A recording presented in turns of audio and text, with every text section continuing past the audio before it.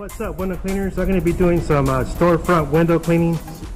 What I recommend is that you go to your who you get your window cleaning supplies from and do a special order from Zorbo, and you can get the same size window pane, and you can be able to do these windows in one swipe. But if you can't, you can use like I'm going to be using in this video. I'm going to be using the 48-inch in this video, but I'm going to be using the 30-inch Black Mamba and the 24-inch Cobra.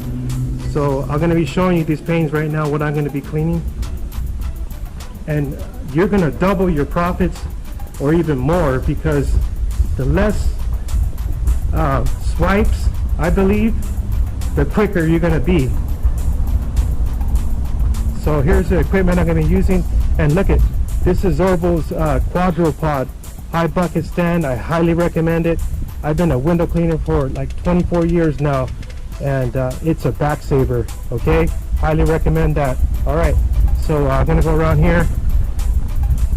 Now, I'm not going to be cleaning these windows, but I'm going to finish off over here.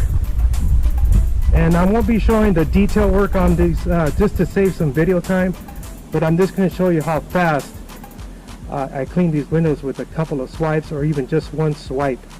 Okay.